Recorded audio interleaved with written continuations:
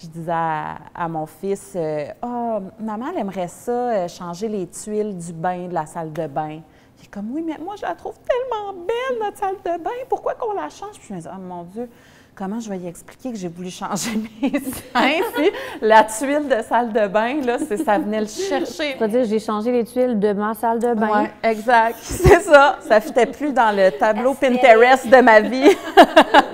Hey, Harry! Bonjour, bonjour, Harry, ça va? Hey, ça va, toi, Léo? Ça va très bien. Je suis contente de te voir. On a l'habitude de se voir dans un contexte comme boulot, événement. Puis là, aujourd'hui, on dive in dans un bon sujet perso. Là. Alors, boule et boulot. C'est parti! C'est parti!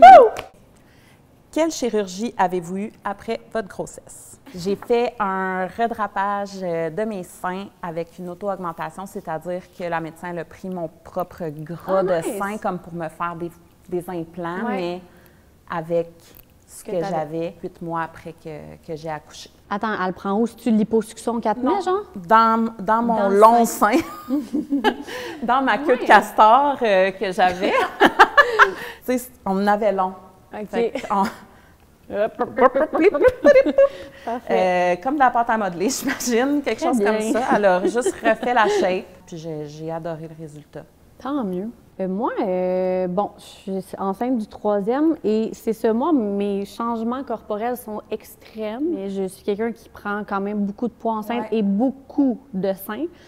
Fait que je suis comme passée de genre, tu sais, du genre de B à comme du double F. Puis après ça, j'ai comme allaité, c'était pire. Puis après ça, j'ai perdu du poids comme pire. Fait que là, c'était rendu avec même pas un A. Fait que, écoute, c'était genre flac à flac. Bien, c'est ça, ça dégonfle. Moi, c'était comme le contraire. C'était genre, c'était impossible de faire rien avec ce que j'avais. Finalement, il a fallu que je me refasse opérer cet été, après 3 ans, puisque ma prothèse, elle s'était déplacée, malheureusement. Ouais.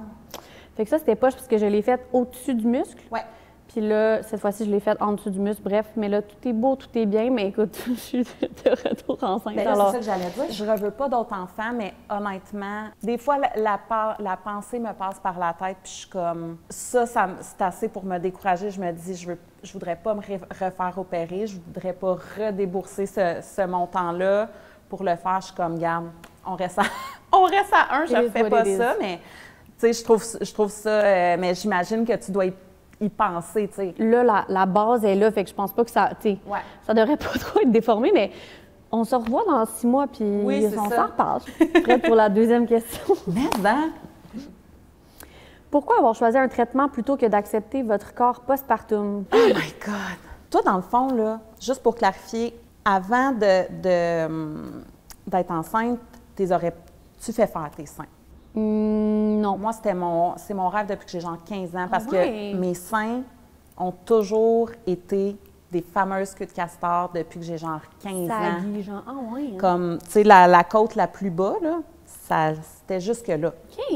J'étais bien tannée, tu sais, je me disais, crime, on dirait que dans ta vingtaine, tu veux mettre des petits tops, tu veux être cutie, tu veux pas mettre de brassière. Moi, c'était comme la grosse brassière beige de madame, parce que sinon, oublie, là, tu sais, je pouvais rien porter. Tu sais, je pense que pour moi, mettons, les seins, c'était comme mon signe de féminité, puis justement, au niveau du fit des choses, je me sentais plus confortable. Puis je suis quelqu'un qui s'exprime beaucoup par, tu sais, mon style vestimentaire, ce que je porte. D'ailleurs, c'est ce que je trouve le plus difficile enceinte.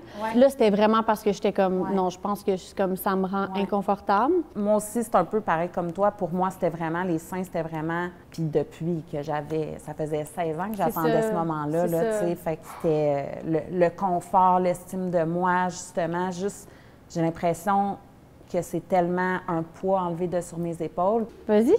J'y vais? OK, j'y vais. Est-ce que c'est vrai qu'on devient facilement accro aux interventions chirurgicales? Personnellement, je vais dire pas du tout. Là. Pour moi, ça a été une fois, puis je compte pas avoir d'autres chirurgies. Toi? J'ai pas apprécié particulièrement l'anesthésie, quand le réveil, tout ça. Si ça m'avait moins déplu, est-ce que je penserais à d'autres choses? Peut-être, mais honnêtement, c'est parce qu'on s'entend que c'est quand même un engagement financier, Oui, tout à fait. toute la récupération après. Les gens pensent que 3 unités de Botox, c'est bing, bang, boom, tuer l'entière famille Kardashian. Alors que c'est pas long que ça te coûte 1000 pièces et que tu as de l'air juste de toi-même qui a peut-être dormi 1 heure de plus. C'est quasiment décevant. Il y a des affaires que je referais peut-être, mettons, les cernes, j'avais quand même aimé ça.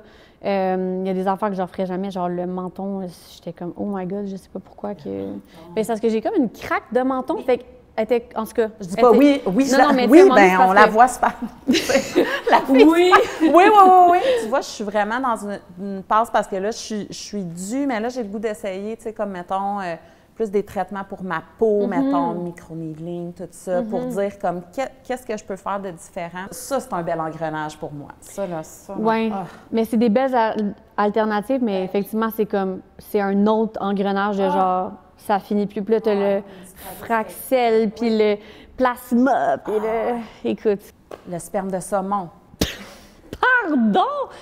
Ben voyons, on n'est pas sur les mêmes pages Instagram. On n'a pas le même algorithme, tout le monde. Ressentez-vous du jugement des autres quand vous mentionnez que vous avez reçu des traitements esthétiques après votre grossesse? Je ressens pas de jugement. Souvent, c'est une surprise. Tu sais, les gens, ils ont tellement une idée de comme...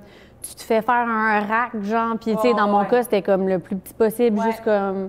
fait que je pense qu'il y a une surprise plus qu'un jugement. Tout ce qui va autour, mettons, les traitements, là, tu sais, la radiofréquence, les trucs pour le ventre, puis tout, là, le botox, le ci, le ça, les injections, ça fatigue le monde. Puis j'ai l'impression encore plus quand tu es une mère, parce que c'est comme si un coup que tu es le parent de quelqu'un, tu devrais en être revenu. L'idéal, c'est juste de se questionner le plus possible. Oui. C'est quand même une chirurgie, c'est une chirurgie, là, non seulement tu es endormi, ça change ton corps. Ouais. Si j'avais à conseiller à une mère ou quelqu'un, mettons, qui veut passer par là, ce serait de comme, avoir un processus de réflexion qui est au moins 1 an, j'ai le goût de dire. Mais tu sais, dans ton cas, c'est parce que tu voulais ça depuis longtemps. Oui, fait que, tu sais, pour toi, c'est comme un peu différent. Ouais. Mais tu sais, moi, je pense que ça a pris au moins 2-3 ans. Puis ça a fait que ça a comme eu le temps de cheminer, de voir comme, tu sais, qu'est-ce que je voulais exactement, avec qui aussi. Ouais. Tu vas pas te faire les seins avec un groupon, là. Tu sais, on s'entend. Je le conseille pas. 15 $ de rabais d'ici 31 mois. Oui.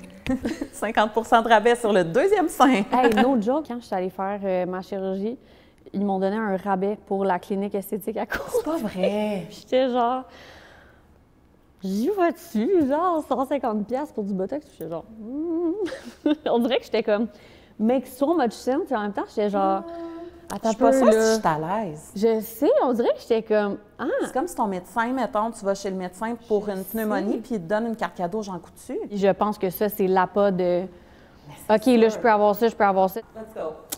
Avez-vous parlé à vos enfants de vos interventions?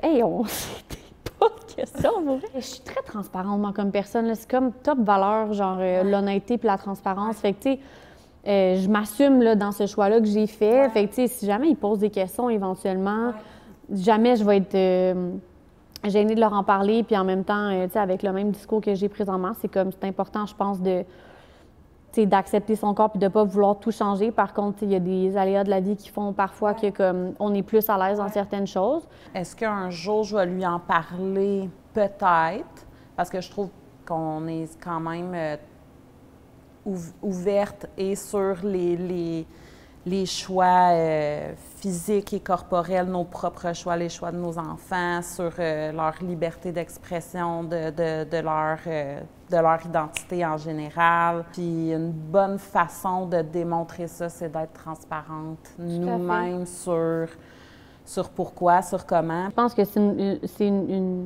de l'éducation, puis c'est une discussion importante à avoir de comme...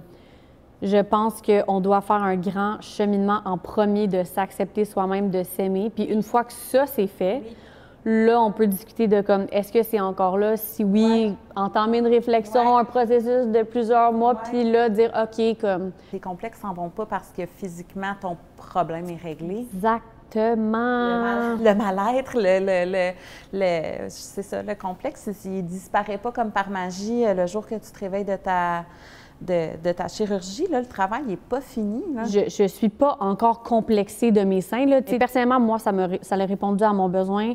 Puis je le referais, là, tu sais. Je regrette pas du tout mon expérience. Si dans la vie tu t'aimes pas, c'est pas parce que tu as des beaux seins que demain matin ça va changer, même si peut-être c'était ton complexe s'incarnait dans tes seins.